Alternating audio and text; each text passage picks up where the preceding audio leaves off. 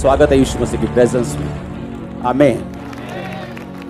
अपने पड़ोसी को बोलो, तेरी जिंदगी के आसपास वो लोग एक छवि हैं तेरे साथ परमेश्वर के संबंधों की। जब आप परमेश्वर के साथ जेन्युइन रिलेशनशिप में होते हैं तो वो आपको जेन्युइन फ्रेंड्स, जेन्युइन हेल्पर्स और जेन्युइन लोग देता है जो आपके साथ चल सके। और अगर आपकी रिलेशनशिप परमेश्वर के साथ फेक है, उतार चढ़ाव वाली है, कम विश्वास वाली है, तो आपके आसपास के लोग भी जो आपकी लाइफ में होंगे वैसे ही होंगे। कुछ लोग परमेश्वर के साथ गेम्स खेलते हैं। वो बोलते जब मैं चर्च में हूं मैं एक विश्वासी हूं, लेकिन जब मैं अपने काम में चला जाता हूं मैं एक बिजनेसमैन हूं। मेरी बिजनेस लाइफ और मेरी स्पिरिचुअल लाइफ दोनों अलग अलग है, और मैं जिस तरह से मर्जी बिजनेस कर सकता हूं उसमें मुझे झूठ भी बोलना पड़ता है, उसमें मुझे थोड़ा बहुत हेरा फेरी भी करनी पड़ती है। और इसीलिए आपके आसपास के लोग भी वैसे ही होते हैं, क्योंकि जैसे वो निराशा जो आप परमेश्वर की लाइफ में बोते हैं आपको काटने को मिलती है आपके अपने लोगों से जो आपके आसपास। जब परमेश्वर के साथ हम एक जेन्युइन, एक असली, एक रिलेशनशिप में होते हैं तो परमेश्वर भी हमें हमारी लाइफ में असली लोग देता है। फिर आपका पति आपको फेक प्यार करने वाला नहीं होगा कि आपको मुंह पर जानू जानू बोलकर बाहर एक जानू रखी होगी। आप समझ रहे मेरी बात? हम जो कुछ भी परमेश्वर के साथ करते हैं उसका बदला हमें अपनी लाइफ के आसपास मिलता है। उसने कहा तू जब गुप्त में जाकर प्रार्थना करेगा मैं पब्लिक में उसका रिवॉर्ड दूंगा। तू प्रार्थना तो गुप्त में ही करेगा, लेकिन उसका रिवॉर्ड मैं पब्लिकली तुम्हें दूंगा। तुम्हें बताने की जरूरत नहीं होगी कि तुम बहुत प्रार्थना वाले व्यक्ति हो या तुम गुप्त में बहुत प्रार्थना करते हो। तुम्हारा रिवॉर्ड, तुम्हारा रिजल्ट शॉकिंग होगा लोगों के लिए, ये रिजल्ट होगा।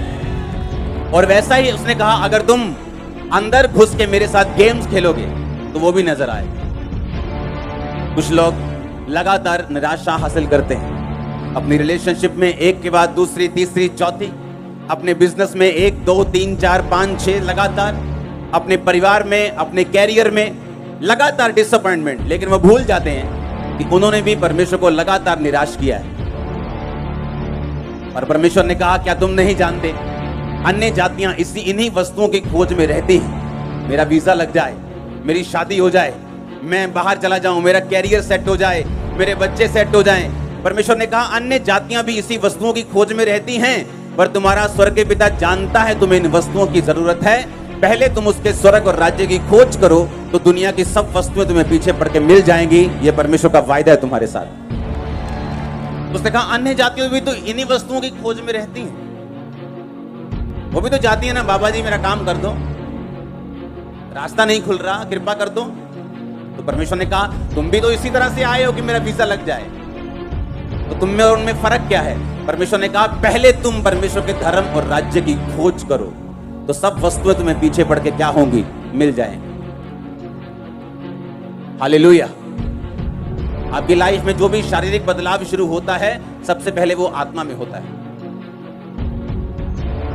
जब आप आत्मा में माहौल चेंज कर लेते हैं तो शरीर में माहौल चेंज कर लेते हैं। जब आप आत्मा में बदलाव देख लेते हैं तो शरीर में अपने आप बदलाव दुनिया में आना शुरू हो जाता है। यहोशू 5 उसकी 1 से लेके 15 आयत, इसको नोट करेंगे हम। मैं आपको 2 आयत से पढ़ूंगा। यहोशू 5 उसकी 2। उस समय यहोवा ने यहोशू से कहा चकमक की छुरियां बनाकर दूसरी बार इस्राएलियों का खतना कर दे। तब यहोशू ने चकमक की छुरियां बनवाकर खलड़िया नामक टीले के पास इस्राएलियों का खतना कराया। यहोशू ने जो खतना कराया उसका कारण यह है कि जितने युद्ध के योग्य पुरुष मिस्र से निकले थे वो सब मिस्र के निकलने पर जंगल के मार्ग में मर गए थे। जो पुरुष मिस्र से निकले थे उनका सबका खतना हो चुका था, परंतु जितने मिस्र के निकलने पर जंगल के मार्ग में पैदा हुए थे उनमें किसी का खतना ना हुआ था। हालेलुया। जब खतना हो गया तो 9 आयत में लिखा तब यहोवा ने यहोशू से कहा तुम्हारी नाम धराई जो मिस्रियों में हुई है उसे मैंने आज दूर किया है इस कारण उस स्थान का नाम गिलगाल पड़ा। सब बोलो आमीन। परमेश्वर ने कहा इनका खतना कर दो। पुराने नियम में खतना जरूरी था। तो बाइबल कहती है जब उनका खतना हुआ तो परमेश्वर ने कहा आज मैंने तुम्हारी नाम धराई मिस्र में से क्या की है? दूर की है। इसका मतलब मिस्र में अभी भी उनकी नाम धराई थी। ले चले गए यहोवा दे कोल की मिलिया इन्हां नूं हाले भी धक्के खांदे जंगलां च, काम ते हले होया नहीं इन्हां दा।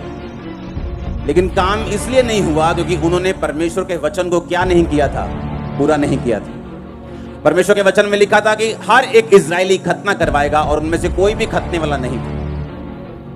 और जैसे ही उन्होंने परमेश्वर के वचन को पूरा किया, परमेश्वर ने कहा आज मैंने मिस्रियों में तुम्हारी बेइज्जती दूर की है। जब आप स्पिरिट में चलते हैं, आत्मा में चलते चलते, जब आप परमेश्वर की एक्सपेक्टेशन, जो परमेश्वर चाहता है, जो परमेश्वर आपसे एक्सपेक्ट करता है, जो वो आपसे चाहता है कि आप करें, जब आप पूरी कर लेते हैं, आपका जो आसपास का माहौल है वो एकदम से चेंज हो जाता है। आपको नहीं मालूम होगा कि कौन सा आपका रिश्तेदार कब उसका दिमाग बदल गया और उसने आपको कहना शुरू कर दिया यार मैं चर्च जाऊंगा। आप मेरी बात समझ रहे कि नहीं?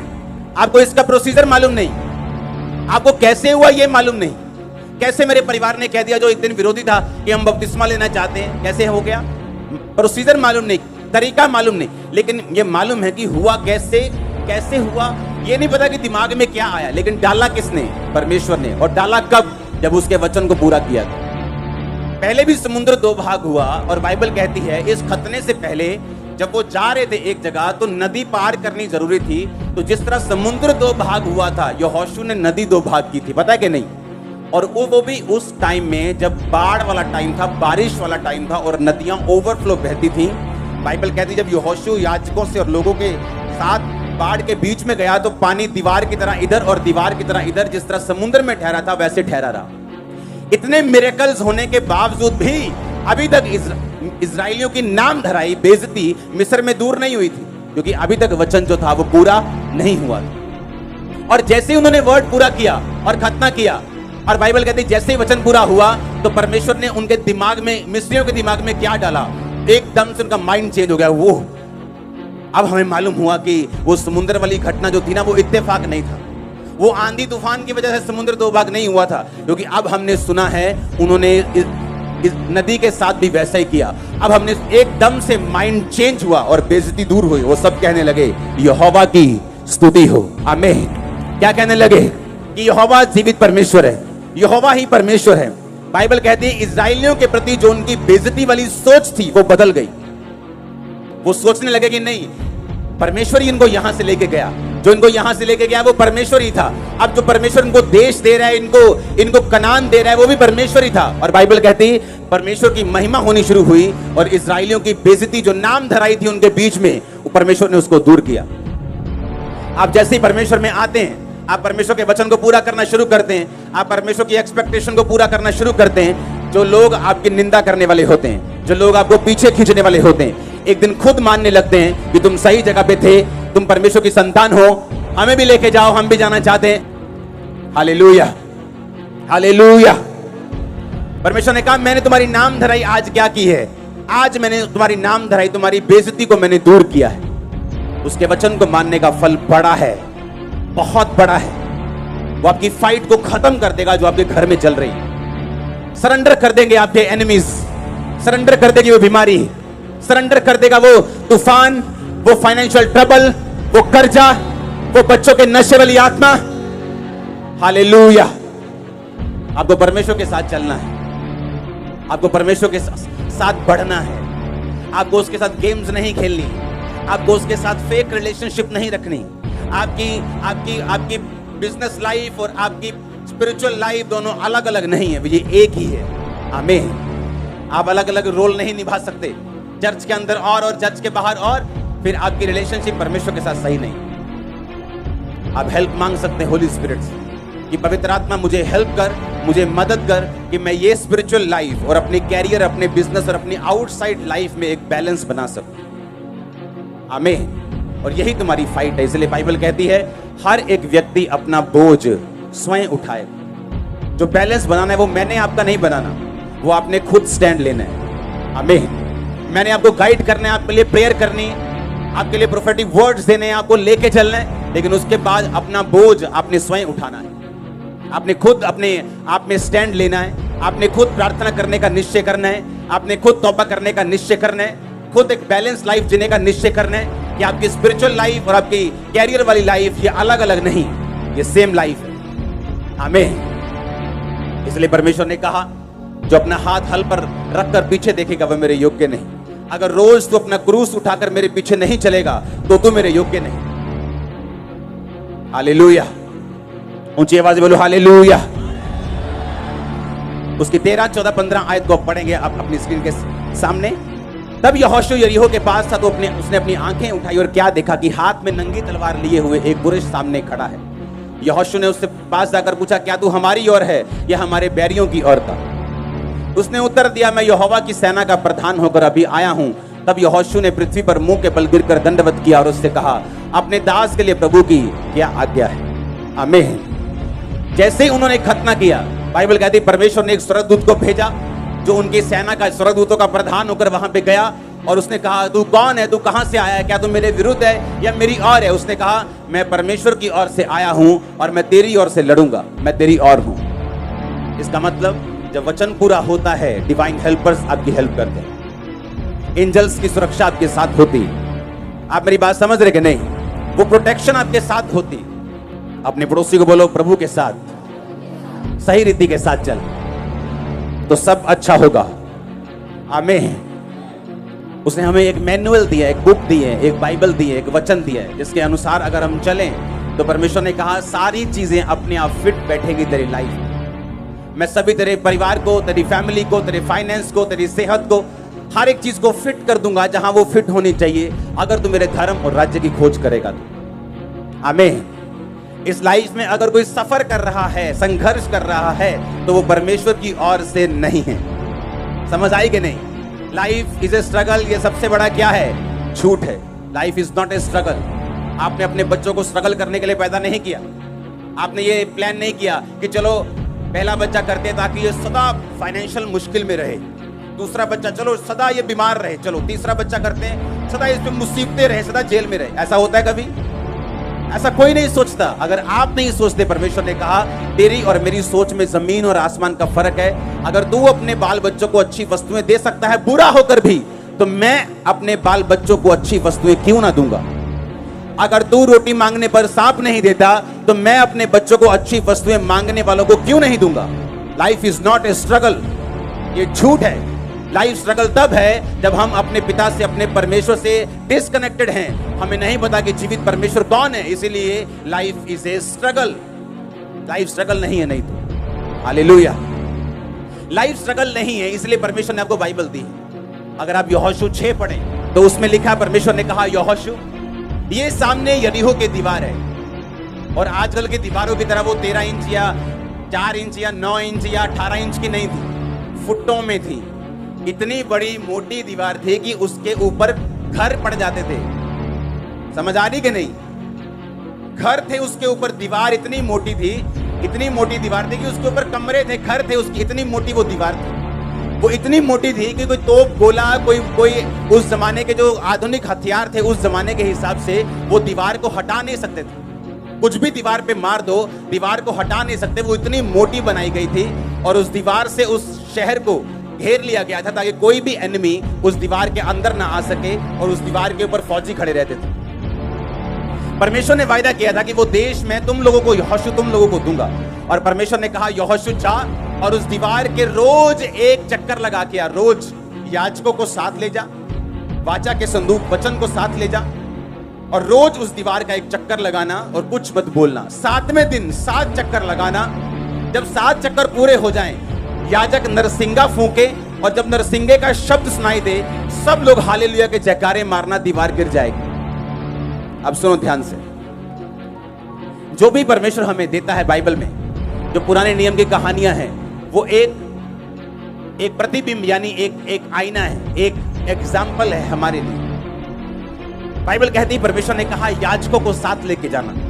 यानी आपकी लाइफ में भी ऐसा समय आता है, मेरी लाइफ में भी आया, जब हमें मालूम होता है कि ये जो दीवार है ये जो मुसीबत है, ये जो बीमारी है, या जो ट्रबल मुझे घेर के खड़ा है, इसका ना तो कोई मेडिकल हल है, ना कोई दुनिया इसका हल है, ना मेरा माँ प्यो इसका हल कर सकता है, ना मेरी पत्नी, ना मेरा पति, ना मेरे बच्चे, कोई इसका हल नहीं कर सकता। इसका हल सिर्फ परमेश्वर कर सकता है। समझ आई कि नहीं?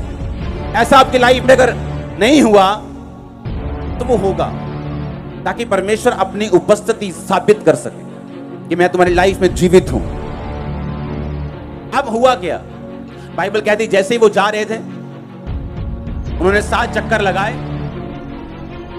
आपकी लाइफ में जो इम्पॉसिबल चीजें हैं, कि आपका पति 20 साल से शराब पी रहा है, आपकी सुनता नहीं, लेकिन जब आप चर्च में आए आपको मालूम होना चाहिए अब वो आपकी सुनने वाला है।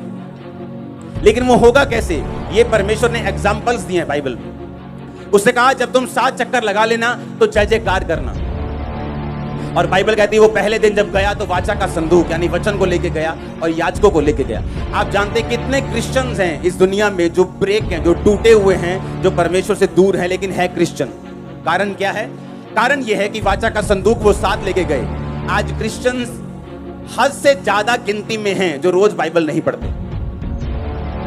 आप जानते हैं आपने लंगड़े चलते हुए हर संडे देखे हों तो भी आप विश्वास में बने नहीं रह सकते जब तक आप खुद बाइबल नहीं पढ़ेंगे और खुद नहीं सुनेंगे। आप मेरी बात समझ रहे कि नहीं? आपने अपने सामने मुर्दा जिंदा होता देखा हो, अंधे देखे हो, पागल संगलों से छूटते हुए देखे हो, तो भी आपको वचन पढ़ने की जरूरत है। आपको मालूम,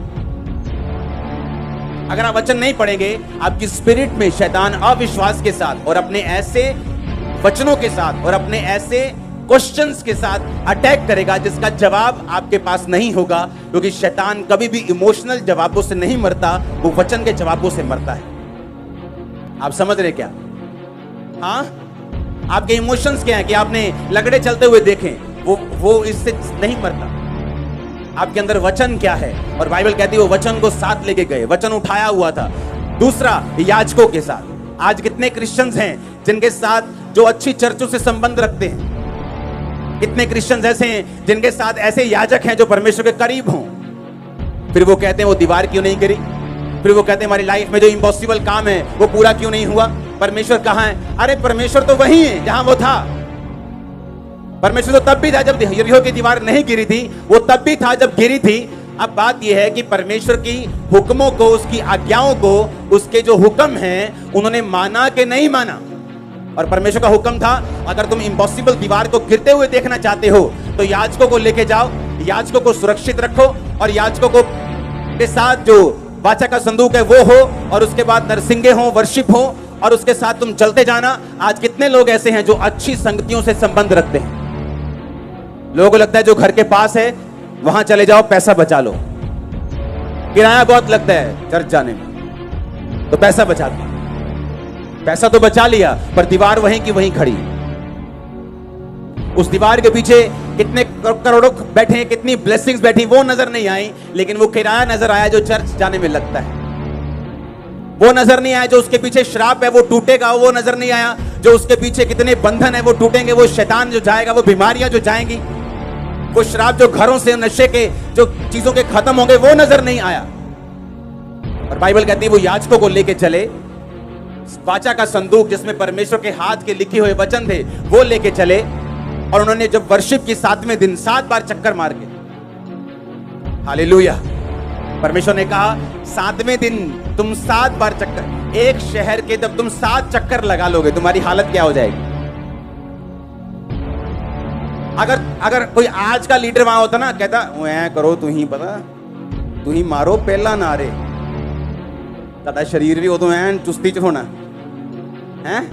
ਆਪਾਂ ਪਰੌਂਠੇ ਪਰੌਂਠੇ खा के चलते हैं, पहला नारे मार लांगे तो बाद च घूम लांगे। हाँ, परमेश्वर ने क्या कहा? परमेश्वर ने कहा पहले तुम चक्कर लगाओगे 7। हाय 7 चक्कर, लेडीज भी हैं उसमें, बच्चे भी हैं उसमें, बुजुर्ग भी हैं उसमें। कई बार परमेश्वर जो करने के लिए बोलता है ना वो सेंसलेस लगता है। ऐसा लगता है कि परमेश्वर निर्दयी है, ऐसा लगता है कि परमेश्वर को आज का मालूम नहीं आज क्या चल रहा है दुनिया में। अरे छोटा सा बच्चा है, चर्च में गर्मी बहुत होगी, अरे आज बारिश बहुत है, आज गर्मी बहुत है। आज जब वो शारीरिक रूप में थक गए, परमेश्वर ने कहा अब मारो जय जयकार के नारे। सुनो, समझ आई कि नहीं? और हमें थोड़ी सी गर्मी से डर लगता है चर्च में बैठने में। हालेलुया। इसीलिए आत्मिक चीजों में हम लोग पीछे, अभी हमें आगे होना चाहिए। अब आगे जा रहे हैं, आगे जा रहे हो, परिवार समेत आगे जा रहे हो, फाइनेंस समेत आगे जा रहे हो, सेहत समेत आगे जा रहे हो, यीशु मसीह के नाम में आमीन हो जाए। बरकत तुम्हारी है चर्च। उन्होंने कहा जब तुम 7 चक्कर लगा लोगे तो नारे मारेंगे। बच्चे भी होंगे, बुजुर्ग भी होंगे, लेडीज भी होंगी, जेंट्स भी होंगे, बड़े भी होंगे, छोटे भी होंगे। 7 चक्कर लगाने के बाद शहर के अब हम जय जयकार के नारे लगाएंगे। और जब तुम जय जयकार के नारे लगाओगे, हालेलुया बोलोगे, तो उसने कहा दीवार गिर जाएगी। और जब दीवार गिरी, अगर लोग इस साइड थे कि अंदर वाले ये ना सोचे कोई स्पेशल केमिकल लेके आए और दीवार इधर गिरी, जबकि दीवार किधर गिरी, इधर वाली साइड, जैसे किसी ने उनकी ओर से धक्का मारा हो। हालेलुया। और जब दीवार गिरी, परमेश्वर कहता है आप चढ़ जाओ और जो कुछ तुम्हारे सामने है ले लो, मैं तुम्हारे हाथ में करता हूं सारा कुछ। हालेलुया। वो तुम्हारे हाथ में करने वाला बीमारियों को, हाथ में करने वाला उन श्रापों को तुम तोड़ दोगे खुद अपने हाथों से, पैरों से। उसके पहले के सारे इंस्ट्रक्शंस आपको माननी होंगी। आमीन। आपको एक वर्शिपर बनना होगा। सुबह निकले घर से, अगर लेट निकले तो किराया कम तो नहीं लगा, उतना ही लगा ना, ज्यादा ही लगा होगा 10 रुपए। फिर ऑटो वालों ने पता किया काका घंटा रह गया हूं तो 15 लगणगे। हाँ, उतना ही किराया लगा, उतना ही एफर्ट लगा, तो क्यों नहीं टाइम पर आए हम? 1 घंटा भी हम वर्शिप मिस क्यों करें? आधा घंटा भी वर्शिप मिस क्यों करें? लेकिन ये स्पिरिचुअल नॉलेज, ये आत्मिक नॉलेज, ये आत्मिक सेंस सब लोगों को नहीं है। इसलिए सारे लोग यहोशू के जैसे नहीं है, सारे दाऊद के जैसे नहीं है, सारे शमूएल के जैसे नहीं है। ये नहीं कि परमेश्वर ने आपको दाऊद की तरह नहीं चुना या आपको पतरस की तरह नहीं चुना, उसने सबको चुना है काम बड़े करने के लिए। लेकिन आपका रिस्पॉन्स कैसा है आत्मिक चीजों के लिए, ये मायने रखता है। हम सुबह टाइम से नहीं निकले, वो बर्तन जो सुबह 7 बजे धोने चाहिए वो हम 9 बजे धो रहे हैं, ये हमारी गलती है। जो काम हम सुबह कर सकते आलस की वजह से नहीं किया, और चर्च में 1 घंटा लेट है। 10 बजे वर्शिप शुरू होती, हम कोई 11 बजे आ रहे हैं, कोई 11:45 आ रहे हैं, कोई 10:30 आ रहे हैं, क्योंकि हम स्पिरिचुअली इतना एक्टिव नहीं है कामों के लिए। अगर आप यहां आए हैं तो मैं सुबह 5 बजे का मान लो आपको देख रहा हूं, मैं रात को अपने प्रेयर रूम में हूं। अगर मैंने क्रूसेड पे जाना है तो कई दिनों तक मैं प्रेयर रूम में हूं, मुझे मीटिंग मिस करनी पड़े कोई बात नहीं, लेकिन मैं प्रेयर में हूं। आत्मिक चीजों का एक मकसद है। हालेलुया। और जब रिजल्ट आता है फिर आपको नजर आता है अच्छा देखो कितना अच्छा रिजल्ट आया। हालेलुया। लेकिन उस रिजल्ट के लिए आपको कुछ प्राइस, कुछ मूल्य आपको अदा करना होता है, जो हम अदा करने के लिए तैयार हैं या नहीं। हालेलुया। अब वो लोग जिनकी लाइफ में वचन है, वो लोग जिनकी लाइफ में वर्शिप है, वो लोग जिनकी लाइफ में अच्छी संगति है, वो लोग मार नहीं खा सकते। अच्छी संगति उनको संभाल के रखती है। जो वचन वो खुद पढ़ते हैं उनको संभाल के रखते हैं। जो वर्शिप वो खुद करते हैं वो उनके बंधनों को तोड़ती है। हमें, और इसीलिए परमेश्वर ने हमें वचन दिया, पुराना नियम दिया, नया नियम दिया। हम उन वचनों को स्टोरीज की तरह, जैसे अन्य जातियां पढ़ती हैं अपने पुरानी स्टोरीज की तरह, जिनसे, लेकिन ये स्टोरीज नहीं है, ये जीवित वर्ड है। ये सिखाता है कि उस समय ऐसे हुआ था, अगर तुम पैटर्न फॉलो करोगे तो तुम्हारे साथ भी वैसा हो सकता है, तुम भी ब्लेस्ड हो सकते हो, तुम्हारी भी जो कंडीशन है वो सुधर सकती है। इम्पॉसिबल पॉसिबल हो सकता है, वो हो सकता है। 100% मैंने देखा है। हालेलुया। ऐसा पॉसिबल है अगर हम लगातार उस पैटर्न को, उस वचन को फॉलो करें परमेश्वर के साथ। और जब हम फॉलो करते हैं वो हमारे आसपास का माहौल चेंज करता है, नाम धराइयों को वो दूर करता है, रियल हेल्पर्स को लेके आता है, रियल लोगों को लेके आता है। अगर हमारी रिलेशनशिप प्रभु के साथ फेक है तो लोग भी फेक आएंगे हमारी लाइफ में। आप चर्च में आएंगे और ऐसे पूरा ऐसे आग से भरे हुए, लेकिन बाहर एक गर्लफ्रेंड रखी हुई, आपकी रिलेशनशिप फेक है। और जैसे आप फेक हैं प्रभु के साथ, परमेश्वर भी आपके साथ फेक होगा। उसने कहा मैं तुम्हें कभी ना छोड़ूंगा, कभी ना त्यागूंगा, और मैं तुझे धोखा नहीं दूंगा। इसका मतलब परमेश्वर धोखा देता है। जब तुम उसको धोखा देते हो वो तुमको डबल धोखा देता है। उसने कहा मैं तुम्हें कभी धोखा नहीं दूंगा, क्योंकि तुमने मुझे धोखा नहीं दिया तो मैं भी तुम्हें धोखा नहीं दूंगा। तुम मेरे साथ वफादार रहे हो, मैं भी तुम्हारे साथ वफादार रहूंगा। तुमने मुझे नहीं छोड़ा, मैं तुम्हें नहीं छोड़ूंगा और नहीं त्यागूंगा। जो तुम मुझे दोगे मैं 100 गुना करके तुम्हें वापस करूंगा। सुलेमान ने भवन बनाया, परमेश्वर ने भवन से अच्छा घर उसे दिया। तुम उसको हरा नहीं सकते। अगर धोखा दोगे तो वो बड़ा देगा, पैसा दोगे तो वो बड़ा देगा। तुम जो भी उसको दोगे वो तुम्हें वापस करेगा। हालेलुया। अपने पड़ोसी को बोलो, ध्यान से चल। अगर तू प्रभु से, उसकी वाचा से वफादारी के साथ चलेगा तो परमेश्वर भी तेरे आसपास को तेरे साथ वफादार करेगा। उस मैदान के, जिस मैदान में तू चलेगा, उसके पत्थर तक तुझसे वफादार रहेंगे। Hallelujah, hallelujah. आपके घर की ईंटें तक आपसे वफादार रहेंगी। आपके स्कूटर, मोटरसाइकिल, आपकी गाड़ियां, आपके सिलेंडर आपसे वफादार रहेंगे। मैं आपको सच कह रहा हूं। हालेलुया। क्योंकि आप परमेश्वर के साथ अगर वफादार हैं तो, अगर आपकी रिलेशनशिप फेक है तो बाइबल बताती है, अगर अभी मैं आपको छोड़ दूं सबको कि अगले आधा घंटा हम लंच करेंगे, आप सब फ्री हो, आपस में बातचीत करो, 15-20 मिनट में ही चुगलखोर इकट्ठे हो जाएंगे, पवित्र लोग अलग इकट्ठे हो जाएंगे, जो प्रार्थना करने उनकी अलग जोड़ी बन जाएगी, व्यभिचारियों की अलग बन जाएगी। उन्होंने ढूंढा कैसे एक दूसरे को, ये बड़ी मिस्ट्री है। कैसे मालूम हुआ तुमको? बस पता लगे ना आप बंदा अपना ही है। हाँ, ऐसे ही जैसे आपने ढूंढ लिया, व्यभिचारी ने व्यभिचारी को ढूंढ, मालूम नहीं कैसे ढूंढते वो, और कैसे आत्मा वाला बंदा आत्मा वाले बंदे के साथ ही अट्रैक्ट होता है कि वो आत्मिक बंदा आत्मिक के साथ। बहुत कम होता है, 99%, 90 से 99% कम होता है कि एक स्पिरिचुअल लाइफ की एक बंदे में एक धोखा देने वाला बंदा है, वो भी उसको कुछ सिखाने के लिए, कुछ दिखाने के लिए, अदरवाइज उसको नुकसान देने के लिए वो नहीं होता। लेकिन जो फेक लोग होते हैं उनकी लाइफ में वो सचमुच नुकसान करने के लिए आए होते हैं। हालेलुया। एक दूसरे को ढूंढ लेते हैं हम, अपने अपने जैसे को हम ढूंढ लेते हैं। आपको ढूंढना है कि आत्मिक लोग, आपको ढूंढना है संगति अच्छी, आपको ढूंढना है। और बाइबल कहती है वाचा का संदूक, याजकों की उपस्थिति उनकी लाइफ में, वर्शिप, और वो दीवार नीचे थी, जो दीवार सामने खड़ी थी उनको गालियां दे रही थी, उन पे हंस रही थी, उनके पांव के नीचे थी। वो शैतान आपके पांव के नीचे होगा, बिल्कुल नीचे नीचे होगा। मैंने कहा पांव के बिल्कुल नीचे। हालेलुया। आपको विश्वास करना है और परमेश्वर के साथ चलना है। आमीन। जो परमेश्वर ने हुक्म दिए हैं उन्हें बिना तोड़े, बिना बहाना बनाए आपको पूरा करना है। हम परमेश्वर से ज्यादा धर्मी नहीं हो सकते, परमेश्वर से ज्यादा पवित्र नहीं हो सकते, परमेश्वर से ज्यादा आगे नहीं देख सकते। जितना वो देख सकता है हम उतने हिसाब से चले। हालेलुया। बाइबल कहती है जब परमेश्वर ने शमूएल को कहा कि जाके शाऊल से कह दे कि उस देश में जाके सारे लोगों को खत्म कर दो, वो गया और बाइबल कहती है अच्छी भेड़ बकरियां, अच्छी गाय बैल बकरियां भैंसे बचा के रखी। राजा अगाग को जीवित पकड़ लिया, उसको मारा नहीं। मारा क्यों नहीं? कि पब्लिक में ले जाके मारूंगा, पब्लिक वाह वाह करेगी। थोड़ा पॉलिटिकल हो गया था कि लोग खुश होंगे। उसे परवाह नहीं थी कि परमेश्वर क्या सोचेगा, पर लोग खुश रहने चाहिए। चाहे झूठी प्रोफेसी करनी हो, लोग खुश रहने चाहिए, जनता आती रहनी चाहिए, परमेश्वर का कोई बात नहीं। ऐसे लोग थोड़े टाइम के लिए होते हैं। और क्या हुआ? जब परमेश्वर का दास आया, उसने कहा ये क्या किया तूने? उसने कहा मैंने वही किया जो तूने किया।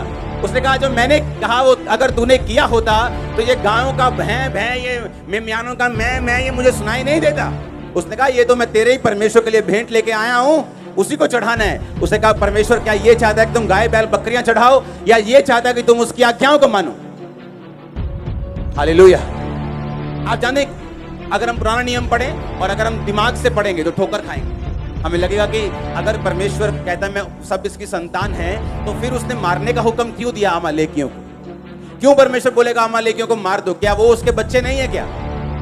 बाइबल कहती है कि परमेश्वर ने जब तक यीशु मसीह नहीं आए हुक्म बना के रखा, दांत अगर कोई तोड़ दे तो उसका दांत तोड़ दो, कोई प्राण लेना चाहे तो उसका प्राण ले लो। पता है क्यों? अगर ऐसा परमेश्वर के वंश के साथ या परमेश्वर के लोगों में परमेश्वर ना कहता, तो परमेश्वर के लोग आज के जैसे हमेशा नम्र रहते और यीशु मसीह के वंश के आने से पहले ही वो वंश मर चुका होता।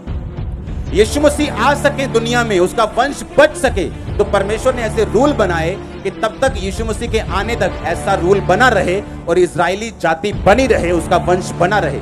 और जब यीशु मसीह आए, यीशु मसीह ने कहा अब दांत के बदले दांत नहीं, अब प्राण के बदले प्राण नहीं, अब जो कोई तुम्हारे इधर से पड़ मारे उधर कर दो। अरे हमारी बातें मान के तो लोग महान हो गए दुनिया में। हाँ, कहां लिखा है और यहां मारो तो वहां कर दो? कहीं नहीं लिखा, बाइबल में लिखा है। एक बात मान के लोग इतना ग्रेट हो गए, आप पूरी बाइबल मानोगे तो पूछो कहां जाओगे? हालेलुया। परमेश्वर ने मालूम क्यों कहा अमालेकियों को?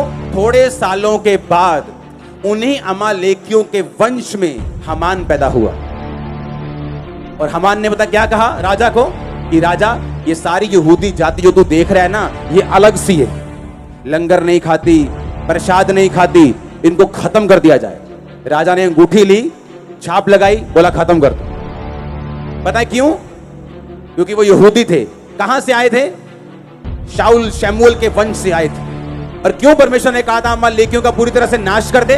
क्योंकि नहीं तो आने वाले समय में ये पूरी यहूदी जाति को नाश कर देंगे। लेकिन उसने सुनी नहीं। परमेश्वर सिर्फ इस बात से नाराज नहीं था कि इसने बात नहीं सुनी, उसका मकसद बहुत बड़ा था। आप परमेश्वर से ज्यादा धर्मी नहीं हो सकते। हालेलुया। कि नहीं नहीं प्रभु ਨੂੰ थोड़ी पता है, दयावान बनो, दयावान। मैं तो नहीं मारूंगा सभी अमालेकियों को, कुछ कुछ छोड़ दिए, भाग जाओ, कोई बात नहीं। कि नहीं नहीं मासी का दिल थोड़ी दुखाना है, ठीक है मासी मैं नहीं जानता चर्च। और शाऊल ने भी ऐसा ही किया था। परमेश्वर की आज्ञा भी पूरी करते थे, जो हाथ में आएगा उसको मार देंगे, जो बचता है बचने दो। और वही उनके लिए खतरा बन गए, वही उनके लिए थ्रेट बन गए। जिस पाप को आज आप खत्म नहीं करेंगे, फ्यूचर में ये आपके बच्चों को खा जाएगा। जिस व्यभिचार को आज आप खत्म नहीं कर रहे, वो फ्यूचर में आपके बच्चों के लिए जहर है। वो जहर भी छोटा शब्द है उसके लिए। जिस पाप को आज आप खत्म नहीं कर रहे, जिसको अपने सांप बना के रखा हुआ है, वो प्रकाशित वाक्य में वो सांप जो उत्पत्ति में सांप था, एक छोटा सपोला था, वो प्रकाशित वाक्य में अजगर बन चुके हैं। और अजगर निगल लेता है। लोग तब नहीं सुधरते जब वो पाप करते हैं और कहते कोई बात नहीं, लेकिन जब वो अजगर बन के पूरे परिवार को निगल लेता है तब रोते हैं। तब रोने का फायदा नहीं, अब हो गया जो होना। हम प्रभु से ज्यादा धर्मी नहीं।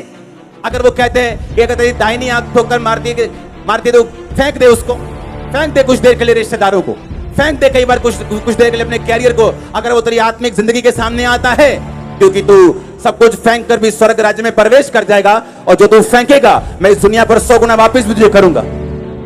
ताई माने पर करूंगा। आमीन। ताई माने के ऊपर पतरस ने कहा प्रभु हम सब कुछ छोड़कर तेरे पीछे हो गए, हमें क्या मिलेगा? परमेश्वर ने कहा एक भी ऐसा नहीं ना होगा आने वाले समय में जिसने मेरे लिए कुछ छोड़ा हो और 100 गुना ना पाए। खेत छोड़े 100 गुना, पैसा छोड़ा 100 गुना, घर छोड़ा 100 गुना, और साथ में अनंत जीवन भी। इस दुनिया की बरकतें भी तुम पाओगे 100 गुना, और अनंत जीवन भी पाओगे 100 गुना। तुमने प्रभु के लिए इज्जत को छोड़ दिया, लोगों ने तुम्हारी बेइज्जती की, परमेश्वर ने कहा मैं 100 गुना 1000 गुना इज्जत वापस करूंगा तुम्हें, इसी दुनिया पर करूंगा, और स्वर्ग में अनंत जीवन भी तुम्हें दूंगा। Hallelujah, hallelujah, hallelujah. अब फैसला आपने करना है कि परमेश्वर के साथ वफादार रहना है, गुड रिलेशनशिप बना के रहना है, कि फेक रिलेशनशिप रख के अपने आसपास के लोगों को भी वैसा देखना है जैसा आप परमेश्वर के साथ हैं। क्योंकि आपके आसपास की जिंदगी एक छवि है, प्रतिबिंब है, एक मिरर है जो आपने परमेश्वर के साथ किया है। Hallelujah, hallelujah. अब आपने देखना है आपने क्या करना है, चॉइस आपके हाथों में। आपको आपका पास्टर आपके घर में देखने नहीं आने वाला, आपने कितनी शराब पी, आपने कितनी ब्लू फिल्म देखी, वो नहीं देखेगा, लेकिन परमेश्वर देखेगा, उसी के हिसाब से मैं बदला देगा। आज जो पाप सांप की तरह है, कल वो अजगर की तरह है। आज वो आपको खत्म कर रहा है, कल वो परिवार को खत्म करेगा। आपने फैसला करना है क्या करना है। हालेलुया। वो हमें फैसला करना है हमें क्या करना है। अपने पाप को पालकर अजगर बनाना है उसको, या उसको आज ही उसकी सिरी कुचल देनी, उसका सिर कुचल देना है। आमीन। और आगे बढ़ना है परमेश्वर के साथ। जब उन्होंने वचन को पूरा किया, जब खत्म किया, तो परमेश्वर ने मनों को बदलना शुरू कर दिया। विरोधियों के मनों को बदलना। मन, परमेश्वर ही मन बदल सकता है, आप नहीं बदल सकते। आप कुछ भी दिखा सकते हैं लेकिन मन नहीं बदल सकते। लेकिन मन बदलने वाला परमेश्वर है। जैसे उन्होंने प्रभु के वचनों को पूरा किया, परमेश्वर ने विरोधियों के मन बदलने शुरू कर दिए। परमेश्वर ने कहा आज मैंने तुम्हारी नाम धराई, तुम्हारी बेइज्जती को आज मैंने दूर किया है, जब तूने वचनों को माना है। सडनली रियलाइज होगा आपके लोगों को कि नहीं, वो जगह सही है, यीशु मसीह सही। एकदम से आपके हस्बैंड को, आपकी वाइफ को, आपके नशे करने वाले बच्चों को एकदम से रियलाइज होगा, एकदम से मालूम दिमाग में कुछ आएगा कि नहीं, मुझे परमेश्वर के साथ चलना है। तू बच, तेरा घराना बचाया जाएगा। तू बच, तेरा घराना बचाया जाएगा। जब तू मेरे धर्म और राज्य की खोज करेगा तो सब वस्तुएं तुझे पीछे पड़ के मिलेंगी। हासिल करोगे आप सब चीजों को, ए से लेके जेड तक यीशु मसीह के नाम में। मैंने कहा ए से लेके जेड तक यीशु मसीह के सामर्थ्य नाम में। उसने कहा मैं अल्फा, मैं ओमेगा, मैं आखिरी, मैं अंत, मैं शुरू हूं। मैं आप सब चीजों को हासिल करने पाएंगे जो परमेश्वर ने आपके लिए रखी है। शैतान के कामों का नाश होगा आपकी लाइफ से, उसके कामों का नाश होगा आपके फाइनेंस से। आमीन हो चाहिए बरकत आपकी है चर्च। Hallelujah, hallelujah. अपने पड़ोसी को बोल वफादार रहे, इसमें तेरा फायदा है। आमीन। फिर से बोलो पड़ोसी से वफादार रहे, इसमें तेरा क्या है? आमीन, आमीन। 7 बार बोलो आमीन, आमीन, हालेलुया।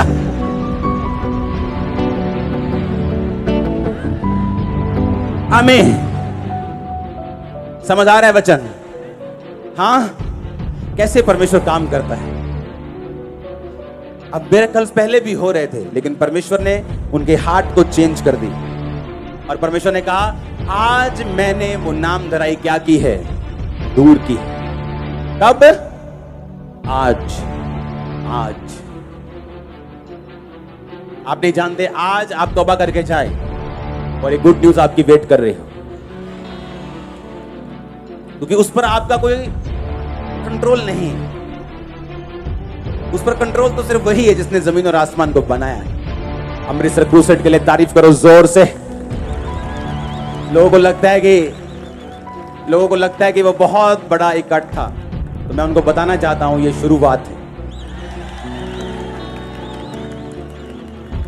परमेश्वर मुझे दिखाया कि अब आधा किलोमीटर नहीं, अब 5-5 किलोमीटर लंबे क्रूसेड होंगे।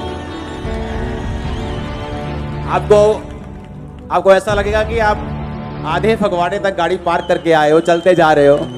एक क्रूसेड कब खत्म होगा? आमीन। सुनो,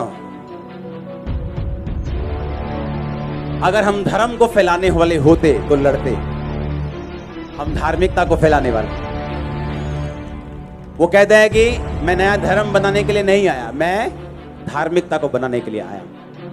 इसलिए हम सबसे प्यार करते हैं, करते रहेंगे। हमें कोई मतलब नहीं कि क्या कहते हैं। हम करते थे और करते रहेंगे, अपना काम करते थे और वो भी करते रहेंगे। हालेलुया। अपने हाथों को उठा।